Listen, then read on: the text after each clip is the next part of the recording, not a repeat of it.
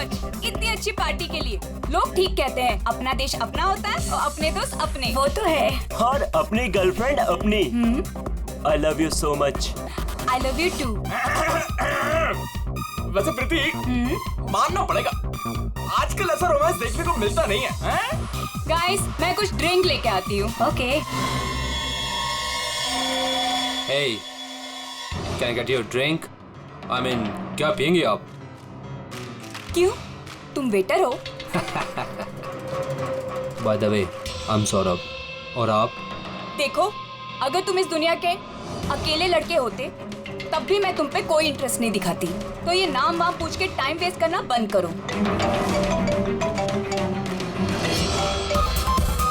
Hello hello,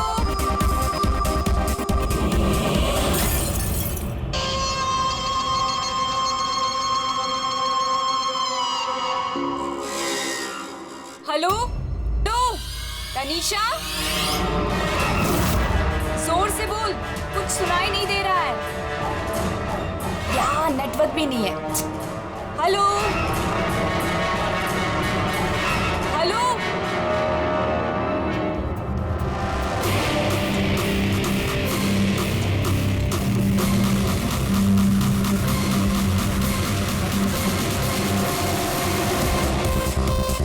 can you hear me? Tanisha, network कैसे चला गया?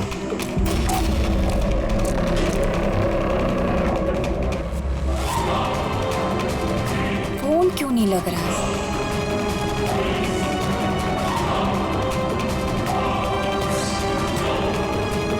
हेलो आयशा, आयशा तुम्हें मेरी आवाज आ रही है?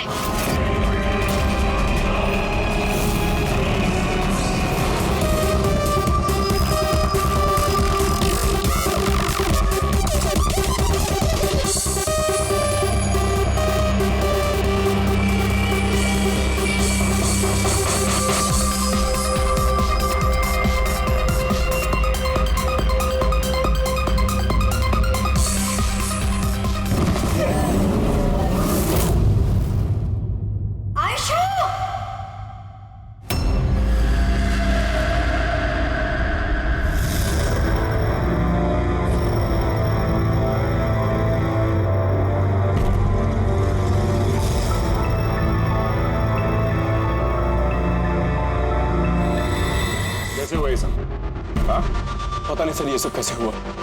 एक कॉल अटेंड करने के लिए बाहर गई और जब वापस आई तो ये सब। तुम्हारे अलावा और कौन कौन दोस्त है आयशा के यहाँ पे?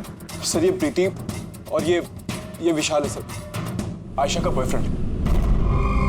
देख के लगता है कि आयशा का किसी के साथ हाथापाई तो नहीं हुई है। ये फोन रिसीव करने के लिए बाहर गई और वहाँ पहले से खूनी इसका इंतजार कर रहा होगा। मतलब सर ये खूनी ने सब प्लानिंग करके किया? नहीं पंकज, ये प्लान मर्डर तो नहीं लगता, क्योंकि अगर प्लान किया होता तो उसने किसी और हथियार का इस्तेमाल किया होता, ना कि कांच का।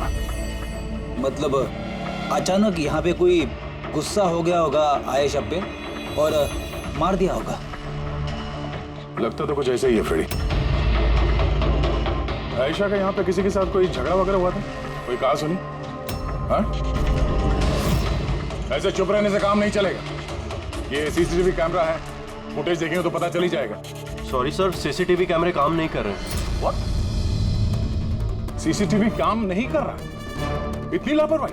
सर वो कल आखिरी गाने के दौरान धुएं की वजह से शायद टेक्निकल एरर आ गया। मैं जल्दी ठीक करवा लूंगा।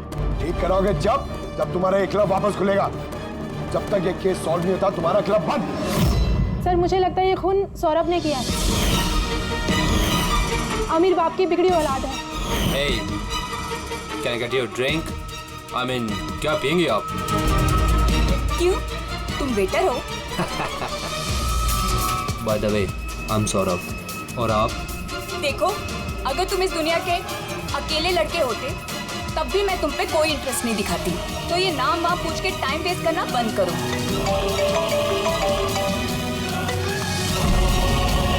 और जब आयशा ने उसे टेढ़ा जवाब दिया तो वो गुस्से में उसके पीछे पीछे बाहर तक गया था। सौरभ कहाँ? सर वो तो नहीं है। तुमसे कहा था ना मैंने, कोई भी इस क्लब से बाहर नहीं जाएगा। सर जाने नहीं दिया, शायद वो जुर्म करने के बाद ही चला गया, आयशा के अंदर आने से पहले। आयशा और सौरभ बाहर किस तरफ गए थे? सर उस तरफ।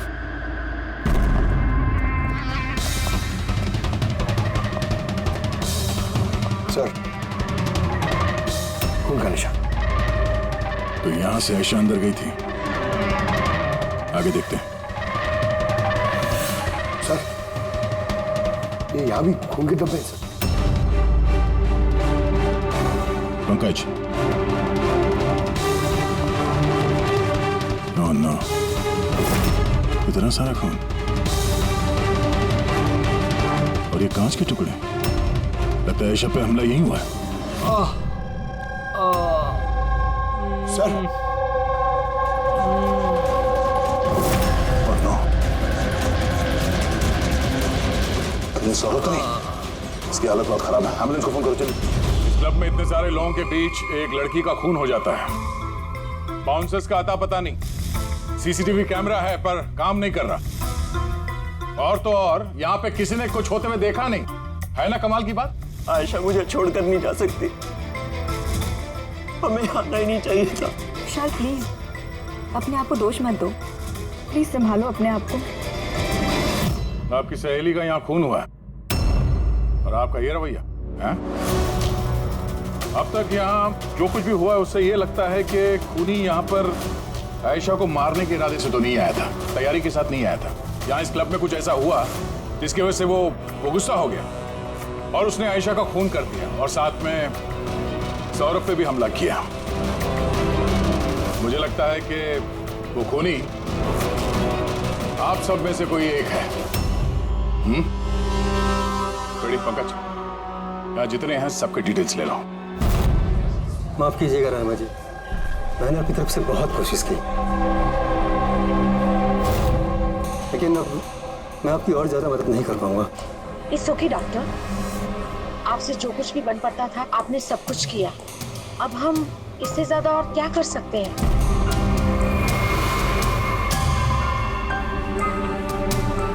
What happened, doctor? आप ठीक है ना? Yeah, I'm fine. अनईजी सा फील हो रहा है। Excuse me.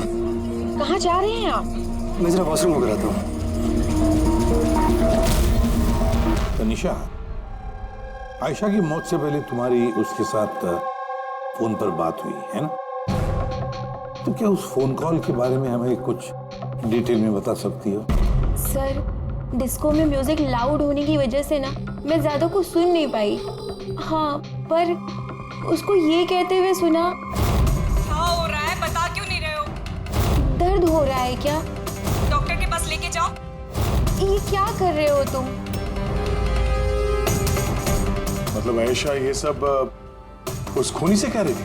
सर, उससे भी ज्यादा हैरानी की बात तो ये है कि आयशा का खूनी उसे कह रहा था वहां से भागने के लिए।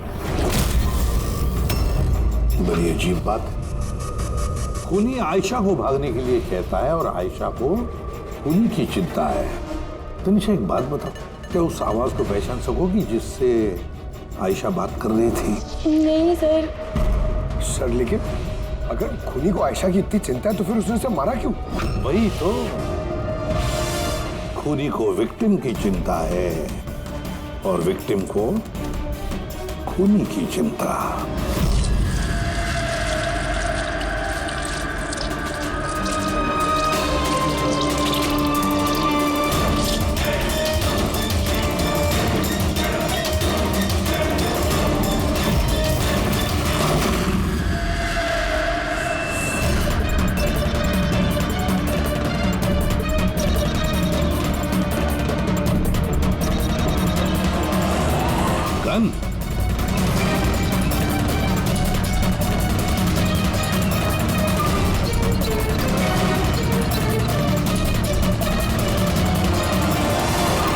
सर, इसके सर पे जो गोली लगी है उसके अलावा इसके पूरे शरीर पे कहीं भी चोट के कोई निशान नहीं है। ऐसा लगता है कि खूनी अचानक यहाँ पे आके इन पे गोली चला दी। ऐसे हुआ होगा। ये देखो, यहाँ भी खून है। एक बात समझ में नहीं आ रही सर, खूनी गन यहाँ छोड़ के क्यों गया? वो तो अपने साथ लेके भी जा सकता था गन को। वही तो बड़ी अजीब बात है कि खूनी ये गन यहाँ क्राइम सीन पर छोड़कर क्यों गया?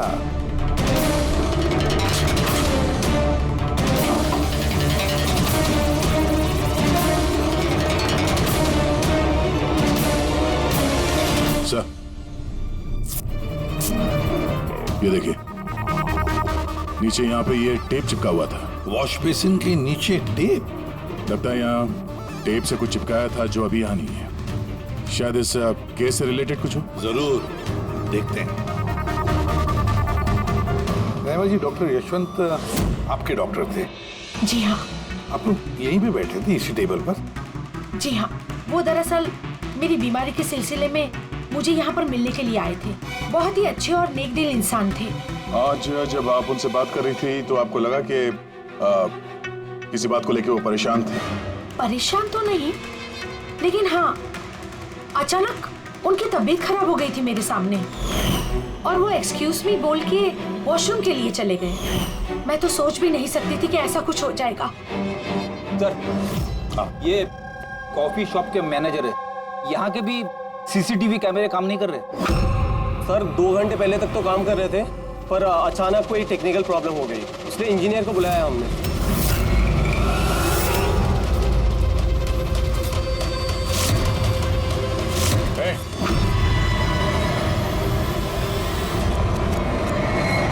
रुको जरा यहाँ ना। हेलो सर, कैसे हो आप? मेरा हालचाल छोड़ो, आप सुनाओ, तुम दोनों यहाँ क्या कर रहे हो? वो ऐसे ही टहलने आए थे। कॉफी शॉप में टहलने आए थे? कल रात तुम्हारी सहेली का खून हो गया, तुम्हारा दूसरा दोस्त रो रो के उसका बुरा हाल है, तो तुम दोनों यहाँ कॉफी शॉप में टहलने आए। तो यहाँ पर भी एक खून हो गया। ये कैसा संयोग है? सच में संजोगी है सर, क्योंकि हम तो जानते भी नहीं कि डॉक्टर यशवंत है कौन। हेलो, ले आओ उसे ब्यूरो में। Okay ji, okay, thank you very much. पता है पंकज, बहुत सारे लोग थे डिस्को में जब आयशा का खून हुआ, और एक एक का फोन ट्रैक करना कि मर्डर के वक्त आयशा और यशवंत के पास तो नहीं था कोई। ये मेरी तो आंखें दर्द करने लगी है।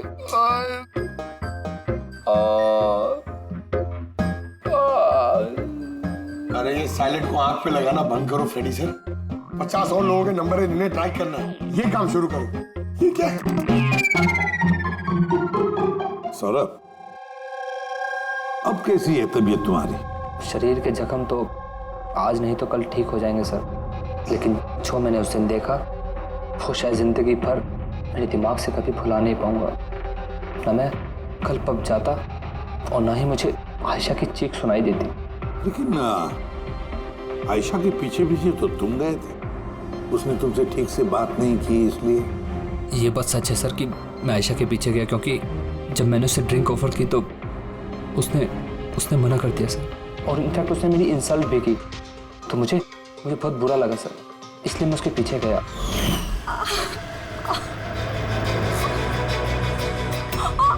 किसने किया ये सब? चलो तुमको हॉस्पिटल लेके चलता हूँ।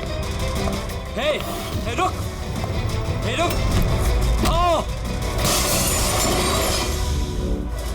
और फिर?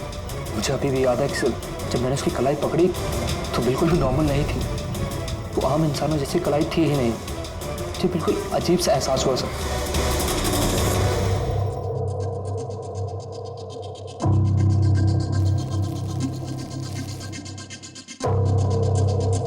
तो आप कह रहे हैं डॉक्टर साहब कि इस गन पे कुछ चिपचिपा सा लगा हुआ है? हाँ, और वो चिपचिपी चीज रबर टाइप की है, वो जैसे सेलो टेप में होता है ना, वैसा। Cello tape gun? ओह, तो खूनी ने पहले से गन वहां वॉश बेसिन के नीचे छुपा के रखी थी, तो ये मर्डर एक प्लान्ड मर्डर था। हाँ, लेकिन ये गन जिससे यशवंत का खून हुआ है और ये कांच जिससे आयशा का खून हुआ है, इन दोनों पे भी कोई भी उंगलियों के निशान नहीं मिले। लेकिन भाई, इस कांच के टुकड़े पर एक खास तरीके की कुछ केमिकल लगा हुआ है, जैसे कि वो प्लास्टिक केमिकल। अब ये इस पर क्यों लगा हुआ था, इसका क्या इस्तेमाल है, ये पता लगाना भी बाकी है। लेकिन यही केमिकल इस गन पर भी लगा हुआ है, दोनों पर। डॉक्टर साहब, आप तो कह रहे थे कि इस गन पे वो सेलो टेप का गम लगा हुआ था। वो तो है ही, उसके अलावा ये भी है। इसके अलावा ये केमिकल भी है, यानी ये दोनों मर्डर, इनका आपस में कोई ना कोई कनेक्शन जरूर है। और जुबेन का और प्रीति का दोनों क्राइम सीन पे होना कोई सहयोग नहीं था। बिल्कुल, तुम बिल्कुल ठीक कह रहे हो। और तुम्हारी बात ये एक और चीज प्रूव करती है। इन दोनों की लाशों पर मुझे एक जैसे फेरोमोन्स मिले। फेरोमोन्स यानी वो केमिकल जिनसे खुशबू आती है। हाँ, यशवंत और आयशा, इन दोनों की लाशों पर एक जैसी खुशबू। इसका मतलब बात साफ है, या तो दोनों एक जैसा परफ्यूम लगाते थे या फिर दोनों का खून ही एक ही था। जनरली एक औरत लेडीज परफ्यूम लगाती है और एक आदमी जेंट्स परफ्यूम। अब ये दोनों एक ही तरह का परफ्यूम लगाए, चांस थोड़ा कम है, यानी इन दोनों का खूनी तो एक ही है। आयशा की मौत के बारे में दो बातें पता चली है। एक उसकी दोस्त तनीषा ने बताई और दूसरी सौरभ ने बताई। तनीषा ने बताया कि खूनी ने आयशा को वहां उस पब में से भाग जाने के लिए कहा। अब दुनिया में ऐसा कौन सा खूनी है जो जिस इंसान को मारने गया है उसी से कहता है कि तू यहां से भाग जा? तो फिर खून करने आया ही था क्यों? नहीं नहीं नहीं नहीं नहीं नहीं, नहीं। गड़बड़ है, कुछ ना कुछ तो गड़बड़ जरूर है। और सर वो दूसरी बात कौन सी? दूसरी बात सौरभ ने बताई। सौरभ ने कहा कि खूनी की कलाई कुछ अजीब सी थी, आम इंसान की तरह नहीं थी कलाई। शायद कलाई में रिस्ट वॉच या ब्रेसलेट हो। फ्रेडी जरा दिमाग लगा के बोलो, समझे? सर, हाँ सर दोनों क्राइम सीन में एक नंबर कॉमन है सर। किसका क्राइम? आयशा के बॉयफ्रेंड विशाल का सर। विशाल? विशाल? ये विशाल तो कॉफी शॉप में दिखाई नहीं था, तो फिर ये कॉफी शॉप में पहुंचा कब?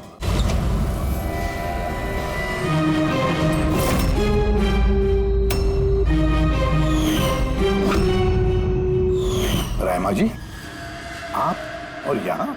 अब सर ये मेरा ही घर है, लेकिन आप लोग यहाँ पर कैसे? डॉक्टर यशवंत के खूनी के बारे में कुछ पता चला? रहमा, ये लोग कौन हैं? सीआईडी ऑफिसर्स हैं। सर प्लीज आप लोग आइए ना, प्लीज कम। सीआईडी? और सर ये मेरे हस्बैंड हैं और ये मेरा छोटा बेटा संदीप। और बड़ा बेटा विशाल, वो कहाँ है? लेकिन बात क्या है सर? मनन जी, बात यह है कि हमें शक है कि डॉक्टर यशवंत और आयशा के खून में हमें लगता है शायद विशाल का कोई हाथ है। ये आप क्या कह रहे हैं? आरोप साबित नहीं हो पाया, किसी को पकड़ नहीं पाया, आप तो किसी को भी फंसा देंगे आप। देखिए, सीआईडी का काम है मुजरिम तक पहुंचना, ना कि किसी बेगुनाह को पकड़ के केस बंद कर देना। अब जरा प्लीज विशाल को बुलाइए। भैया खून नहीं कर सकते, अब प्लीज उन्हें पकड़ के लेके नहीं जाना। संदीप बेटा, हम तुम्हारे भैया को पकड़ने नहीं आए और ना हम ये कह रहे हैं कि तुम्हारे भैया ने कुछ किया।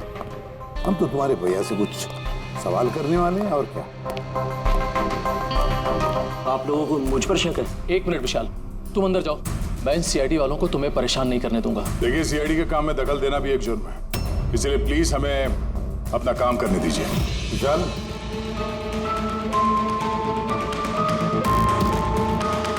डॉक्टर यशवंत की मौत हुई थी कैफे में और तुम उस वक्त उस कैफे में थे।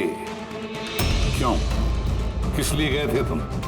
सर, मैं तो वहां पर जुबेन और प्रीति से मिलने गया था। मुझे नहीं पता था कि यशवंत अंकल वहां पर मम्मी से मिलने आने वाले हैं। आयशा के साथ तुम्हारी अनबन चल रही थी ना? मुझे बहुत बड़ा सदमा लगा है उसकी मौत का। पता नहीं उसके बिना मेरी लाइफ अब कैसे कटेगी। मैं कुछ दिन अकेला रहना चाहता हूँ। ठीक है, जा सकते हो तुम।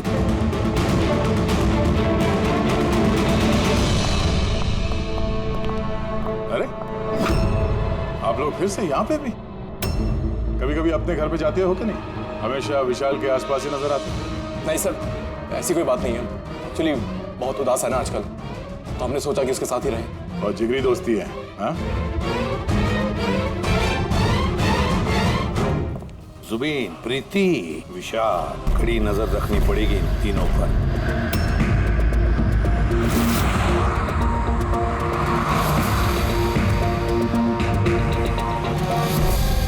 तीनों के घर पे इतने कैमरा फिट किए ना फ्रेडी सर, अगर मक्खी भी मिठाई में बैठेगी ना तो पता चल जाएगा। तो वैसे काम वाला, दूध वाला और सब्जी वाला, इनके जरिए खुफिया कैमरा बिठाने का आइडिया बड़ा अच्छा था। अच्छा था ना? मेरा नहीं था, दया सर का था। अच्छा? हाँ, और उन्होंने हम दोनों को यहाँ बैठा दिया ताकि हम यहाँ का सीसीटीवी फुटेज रिकॉर्ड करें।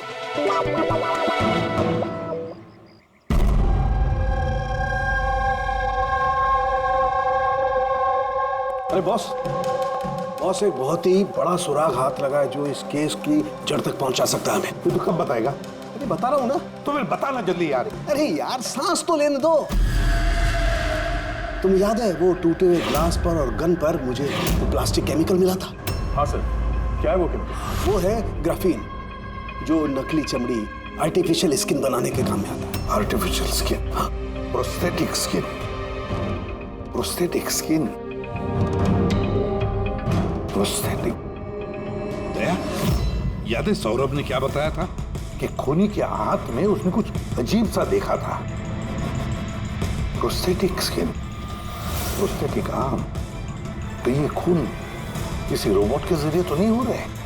अच्छा, खूनी का यूं मदद मांगना ऐसा तो नहीं कि ये खून अनइंटेंशनली हो रहे हैं बिना चाहे? नहीं दया, बिना चाहे खून कैसे हो सकता है? रही बात इस रोबोटिक आर्म की, ये रोबोटिक आर्म तो किसी के इशारे पर ही चलेगी ना। जैसा हमके ऐसा कोई आदमी है जो इस रोबोटिक्स में प्रोस्थेटिक आर्म बोल, रोबोटिक आर्म बोल, पूरे रोबोट के बारे में अच्छी तरह से जानकारी रखता है। हाँ, डॉक्टर जैस्मीन। मिलते हैं इस डॉक्टर जैस्मीन से।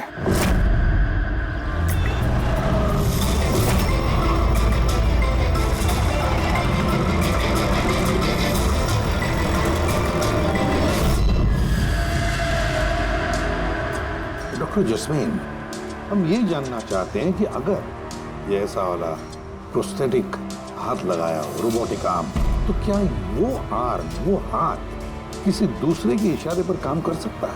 मतलब नकली बाजू लगाया गया है ए को, लेकिन इस बाजू से क्या काम करवाना है इसका कंट्रोल ए के पास नहीं बल्कि बी के पास है।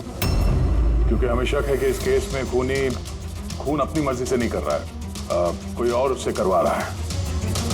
सर, ये सुनने में जितना मुश्किल है दरअसल नामुमकिन नहीं है।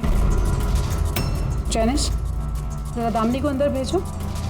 हाँ, वही मरीज जिसका कल टेस्ट हुआ था। मरीज?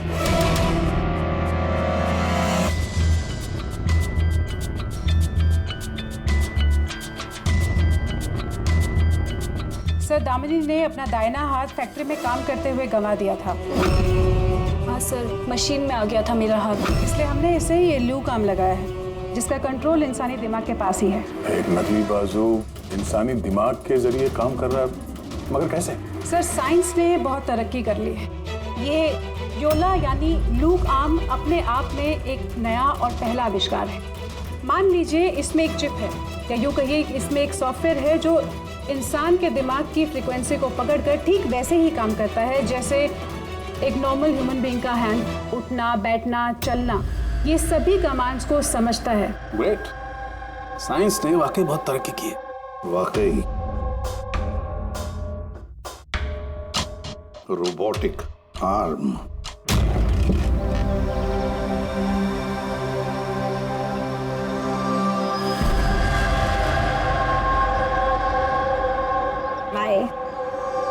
वहाँ हक कर रहा है, इधर हम दोनों गाड़ी में बैठे हुए हैं।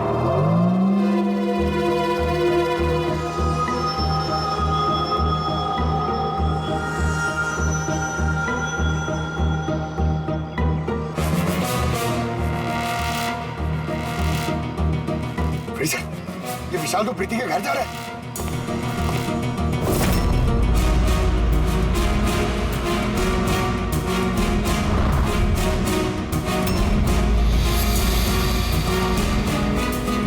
विशाल, तुम टेंशन मत लो, किसी को कुछ भी पता नहीं चलेगा। हम कोई ना कोई रास्ता निकाल लेंगे, ओके? ये लो, कॉफी पी लो।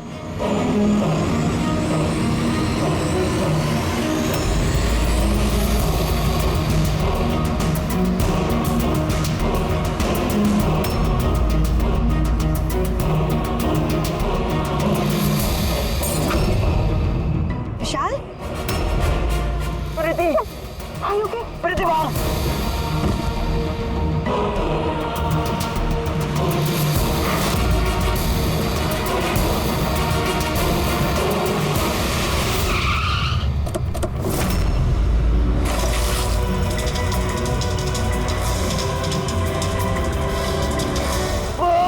विशाल, नहीं, विशाल छोड़।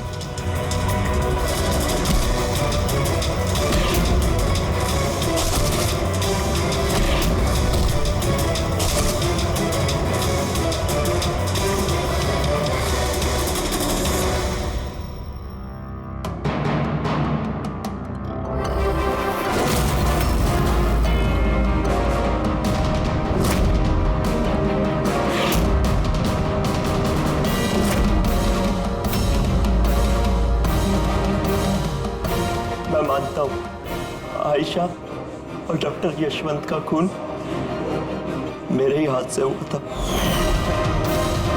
तुम यहाँ क्या कर रहे हो? क्या हुआ?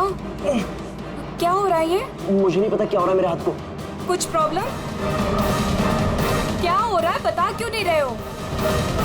डॉक्टर के पास लेके जाओ। ये क्या कर रहे हो? ये क्या कर रहे हो? आयशा भागो यहाँ से, भागो! मैं बोलता हूँ ना भागो! आयशा!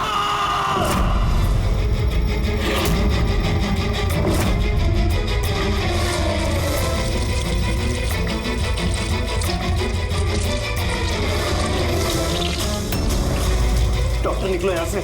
क्या कर रहे हो? मैं क्या करूं सर, मेरे हाथ पर कोई कंट्रोल नहीं। क्या? तुम्हारे हाथ पर कंट्रोल ही नहीं रहता? इसका क्या मतलब है? न जाने अचानक कभी कभी क्या हो जाता है। इसीलिए तुमने आयशा को वहां से भाग जाने के लिए कहा? हाँ सर, मैंने आयशा को वहां से भागने के लिए कहा था। आयशा भागो यहाँ से, भागो! और मैंने पूरी कोशिश करी थी कि मैं डॉक्टर यशवंत पर गोली ना चलाओ। डॉक्टर यहाँ से जाओ। एक बात बताओ, क्यों गए थे तुम कैफे में?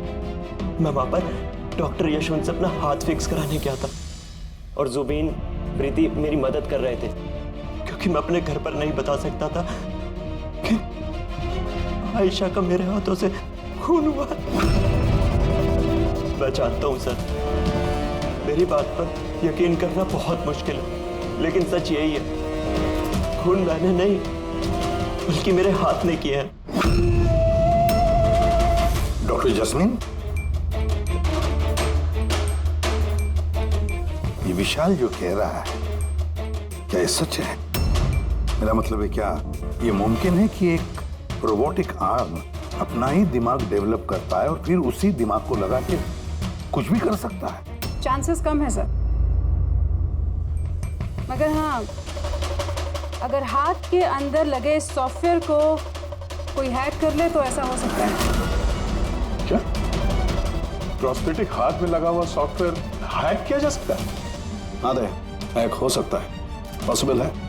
जब हैकर इस नकली हाथ की चिप हैक कर लेता है तो ये नकली हाथ उस आदमी के दिमाग से नहीं चलता जिसके शरीर में ये लगा है, बल्कि ये नकली हाथ चलता है हैकर के दिमाग से। मतलब किसी ने विशाल के इस रोबोटिक आर्म के सॉफ्टवेयर को हैक किया और फिर उससे खून करवाया। सर, इससे अच्छा तो मैं एक बाजू के सहारे ही अपनी जिंदगी काट लूं, जो हाथ दूसरों की जान का दुश्मन बन जाए। ऐसा हाथ मुझे नहीं चाहिए सर। विशाल, एक बात बताओ, तो तुम्हारा ये हाथ तुमसे कहता है कि वो किसी को मारना चाहता है, तब तुम क्या सोचते हो? क्या होता है तुम्हारे दिमाग में? कैसी अवस्था होती है तुम्हारी? सर, 2-3 मिनट लगते हैं। मैं पूरी कोशिश करता हूं अपने हाथ को काबू में करने की, लेकिन 2 मिनट के बाद जीत मेरे हाथ की होती है सर।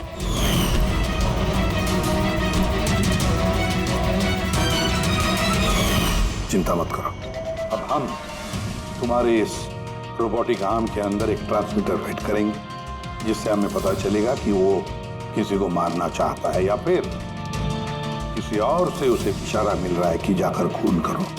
ये भी हमें पता चल जाएगा। इसी बात बताओ विशाल, ये तुम्हारा असली हाथ गंवाया कैसे? सर मैं पिछले साल खंडाला जा रहा था और एक रोड एक्सीडेंट।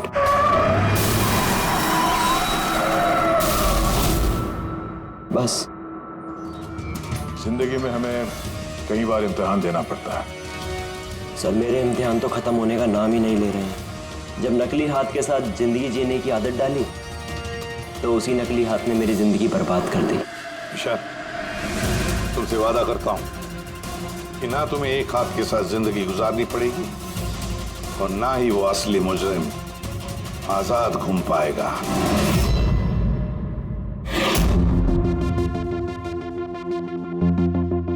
विशाल, मुजरिम ने पहले विशाल से आयशा का खून करवाया। आयशा जिससे विशाल बेहद प्यार करता था। फिर खून करवाया डॉक्टर यशवंत का जो विशाल की मदद करते थे। और फिर जान लेनी चाहिए प्रीति की जो विशाल की दोस्त थी।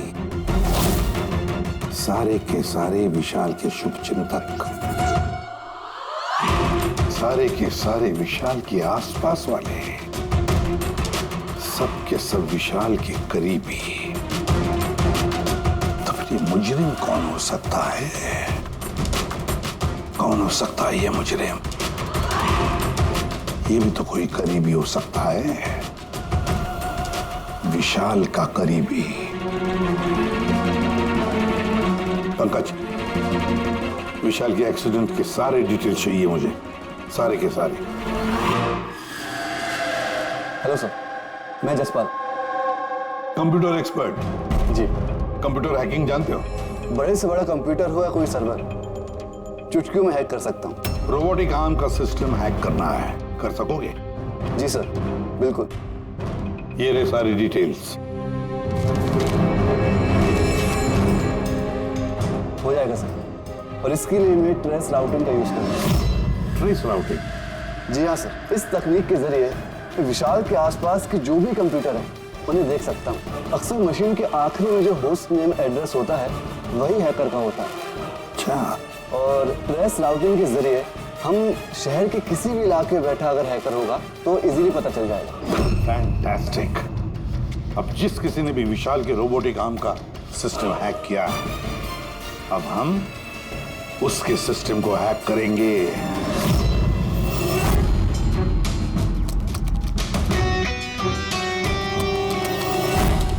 ये देखिए सर, इस वक्त विशाल के आसपास ये सारे कंप्यूटर चालू हैं और इन्हीं में से एक कंप्यूटर है उस हैकर का। बस एक बार पता चल जाए वो कंप्यूटर कौन सा है, फिर हमारा काम आसान हो जाएगा। जसपाल जल्दी करो, हमारे पास वक्त बहुत कम है। विशाल ने आज मुझे घर पे क्यों बुलाया है?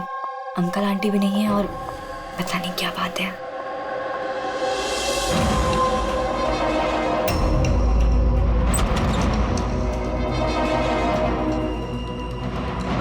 विशाल, विशाल। प्रीति, यार तुम जानते हो तुम्हें मुझसे खतरा है, उसके बाद भी तुम यहाँ पे दोबारा आ गई। विशाल, तुमने तो मुझे फोन करके यहाँ बुलाया। मैंने? हाँ। मैंने कब बुलाया? तुमने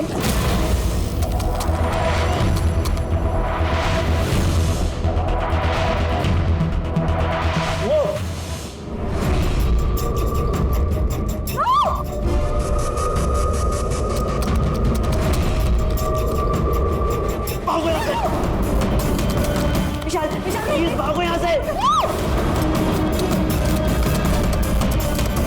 विशाल प्लीज, विशाल, विशाल प्लीज।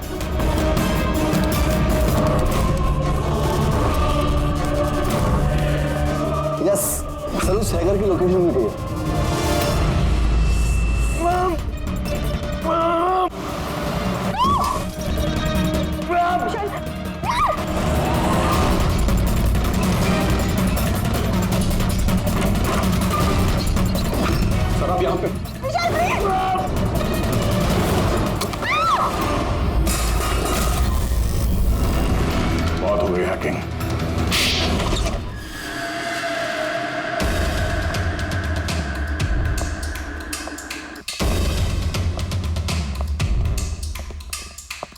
फिर आ गए आप लोग।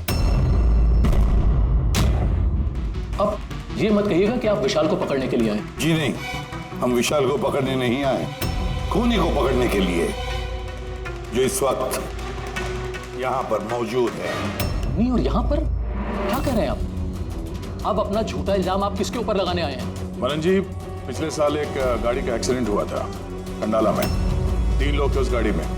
22 साल का लड़का विशाल, 15 साल का बच्चा संदीप और 9 साल की छोटी बच्ची सोनिया। गाड़ी विशाल चला रहा था। कार का एक्सीडेंट बहुत बुरा था। बच्ची सोनिया की जगह पे मौत हो गई और संदीप पैरालाइज हो गया। ये अभी चल नहीं सकता। ये सब आपको कैसे पता चला अंकल? इस एक्सीडेंट में सबसे कम चोट लगी विशाल को। हालांकि जो चोट लगी वो कम नहीं, विशाल को अपना हाथ गंवाना पड़ा। वैसे विशाल आपका सौतेला बेटा है ना? सर विशाल मेरे लिए सके से भी बढ़कर है। सर आई रिक्वेस्ट यू, आप विशाल के लिए सौतेला शब्द यूज मत कीजिए सर। आई एम सॉरी मनन जी। काश सभी माता पिता आप जैसा विचार करते हैं। काश रहमा जी ऐसा विचार करती है ना रहमा जी? वैसे आपके मन में बहुत गुस्सा है ना विशाल के लिए, क्योंकि विशाल की वजह से आपको अपनी सगी बेटी गंवानी पड़ी और आपका सगा बेटा जिंदगी भर चल फिर नहीं सकता। आप क्या कहना चाहते हैं? हम क्या कहना चाहते हैं वो अभी पता चल जाएगा। पंकज,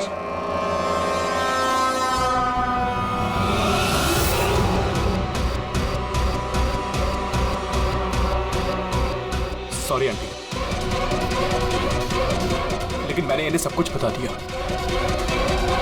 कि आप ही के कहने पर मैंने ये सब किया। मैंने उन सॉफ्टवेयर्स को हैक किया था और मैंने सभी जगहों के सीसीटीवी कैमरास को भी हैक करके बंद किया।